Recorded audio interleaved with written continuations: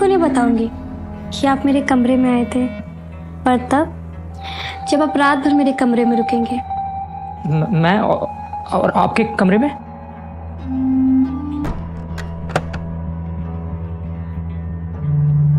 तुम्हारी बड़ी सासू माँ तो जगराते में गई है और तुम्हारी बीबी सुबह 7 बजे से उठने से रही। चलो मेरी मालिश कर दो। सोच रहे हो? लगाओ। रमोला देखो तो कौन आया है। अरे विशाखा, आप खुश हो अच्छी हो। अरे दामाद जी, अब मैं इतनी भी बूढ़ी नहीं हूँ कि आपको मेरे पैर छूने पड़ रहे हैं। आप सब बैठ के बातें करो, मैं नाश्ता बना के लाती हूँ। वैसे भी जब तक मैं यहाँ पे हूँ तब तक आप ही के हाथ का तो खाना खाना है मुझे। मतलब समझी नहीं। मम्मी, कंपनी ने मेरी पोस्टिंग यहाँ पे की है और 1-1.5 महीने के अंदर घर भी दे देंगे वो लोग रहने के लिए, तो फिर हम दोनों यहाँ पे क्यों रहे? अरे विशाखा, हम घर में है ही कितने लोग, मैं, तुम्हारी माँ, और रही बात तुम्हारे चाचा जी की, तो महीने के 25 दिन तो वो घर से बाहर ही रहते।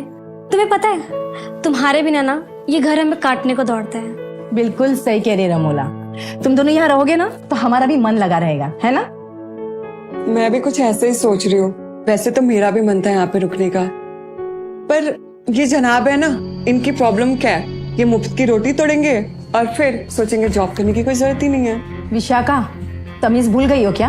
अपने पति के बारे में कोई इस तरह से बात करता है? सच्ची तो बोल रही हूँ मैं। अच्छा ठीक है, मैं जा रही हूँ फ्रेश होने, और आज कंपनी के बॉस से मिलना है मुझे, और कल जॉब ज्वाइनिंग है।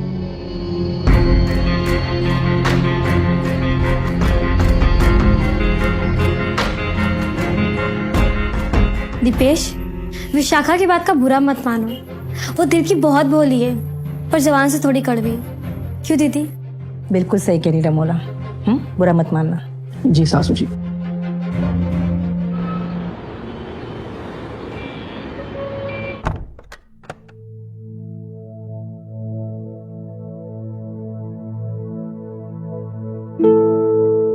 अरे मेरे कपड़े कहाँ गए? अभी तो यहीं थे। मैं ले आई। आप पर क्यों? वो इसलिए ना कि तुम मेरे इकलौते दामाद हो, तो सोचा खुद के हाथों से प्रेस करके तुमको दे दूं। लाओ मैं पूछ देती हूँ।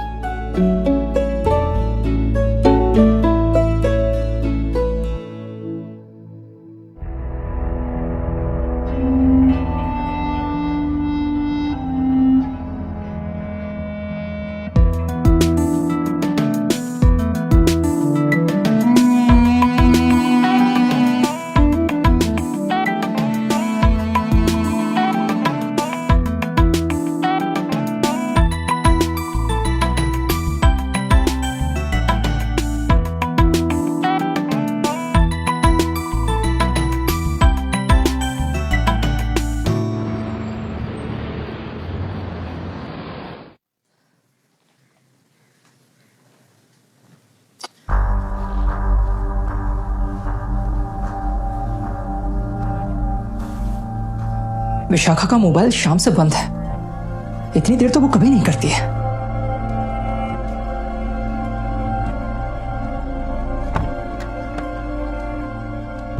विशाखा, कहाँ थी तुम? शाम से तुम्हारा मोबाइल ट्राई कर रहा हूं लेकिन स्विच ऑफ जा रहा था। ऑफिस फोन किया तो पता चला कि वहां से तुम 5 बजे निकल गई थी। अच्छा, तो अब तुम जासूसी कर रहे हो कि मैं ऑफिस से कब आती हूँ कब जाती हूँ? इतना तुम अपने काम ढूंढने में दिमाग लगाते तो कितना अच्छा होता ना। विशाखा, तुम गलत समझ रही हो। तुम्हारी चिंता होती है इसलिए फोन किया।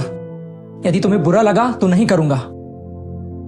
और ये क्या, तुम बाहर से ड्रिंक कर आई हो? तो अब तुम्हें मेरे खाने पीने से भी एतराज है? ठीक है, मैं ना घर बैठ जाती हूँ। तुम जो बोलोगे सब करूंगी मैं, पर उसके बदले ना तुम्हें जॉब करनी पड़ेगी। नो प्लीज विशाखा, आज के दिन मैं लड़ना नहीं चाहता। क्या है आज?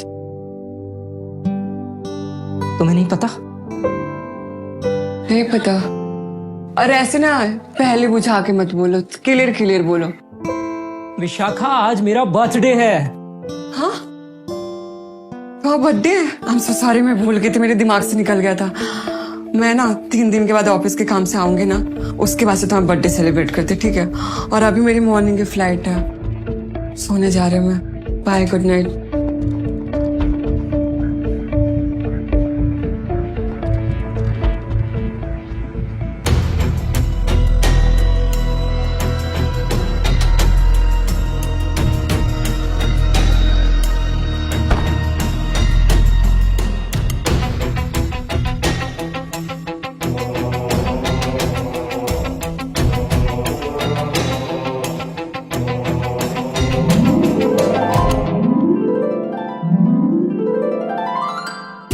मुझे पता था विशाखा मेरा बर्थडे भूल ही नहीं सकती, इसलिए ये सरप्राइज प्लान किया।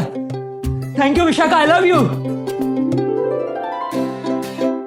दीपेश, ये सरप्राइज तुम्हारी बीबी ने नहीं, मैंने प्लान किया था। रमोला, चलो चलो केक काटो।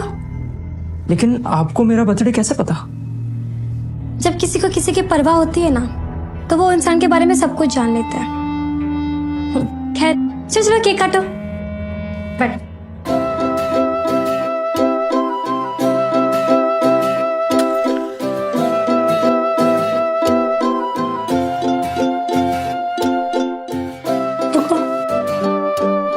Happy birthday to you, happy birthday to you, happy birthday dear Deepesh, happy birthday to you.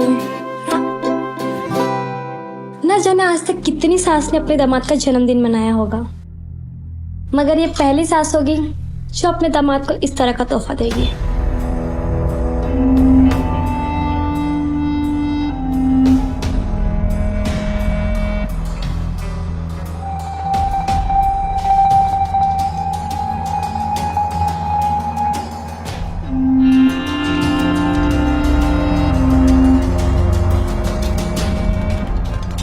दोस्तों, किसी की लापरवाही को नजरअंदाज करना उसे गुनाह के रास्ते तक ले जा सकता है, और ऐसा ही कुछ दीपेश के साथ भी हुआ।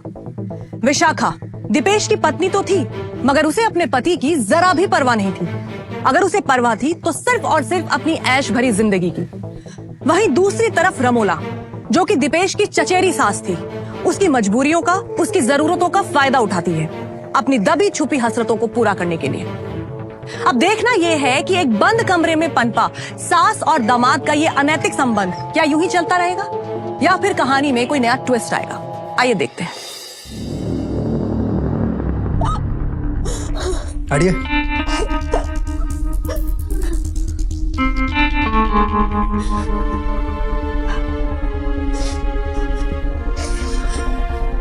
कौन थी ये? मेरी बदकिस्मत बेटी। और ये दोनों कौन है? ये मेरी बेटी का पति है, ये इसकी प्रेमिका है, और रिश्ते में इसकी चचेरी सास लगती है। तो कैसे हुआ ये सब? उन्हीं से पूछिए। तुमने अपनी भतीजी का कत्ल क्यों किया? बताओ। सर, मैंने अपनी जिंदगी की शारीरिक हसरतों को भुला दिया था, पर जब मेरा दामाद और भतीजी घर आए तो प्रॉब्लम क्या है पता है? ये जनाब मुफ्त की रोटी तोड़ेंगे और फिर सोचेंगे कि जॉब करने की क्या जरूरत है। ये क्या तमीज है? अपने पति के बारे में कोई इस तरह से बात करता है क्या? सच्ची तो कहा मैंने। दीपेश उसी राह से गुजर रहा था जिस राह पर मैं खड़ी थी। विशाखा, प्यार चाहिए। देखो ना, कितने दिन से हमने प्यार ही नहीं किया। जब देखो प्यार प्यार प्यार। मुझे काम पे जाना है सुबह में। और हाँ, डिस्टर्ब मत करना, सोने दो। जब देखो तब परेशान। जाओ यहाँ से। मेरा पति महीनों घर नहीं आता था, और शादी के बाद कभी उसने मुझे शारीरिक सुख भी नहीं दिया। दीपेश की जो जरूरत थी वही मेरी भी जरूरत थी, और हम दोनों में संबंध बन गए। दीदी अक्सर रात में कीर्तन के लिए बाहर जाया करती थी, और विशाखा सुबह काम पे जाने के लिए 7 बजे से पहले उठती ही नहीं थी वो। और विशाखा को दीपेश के कमरे में रहना पसंद ही नहीं था, तो इसलिए हमें किसी का डर नहीं था। पर आज जब हम दोनों कमरे में अकेले थे तब। आगे का वीडियो देखने के लिए हमारे चैनल को सब्सक्राइब करें।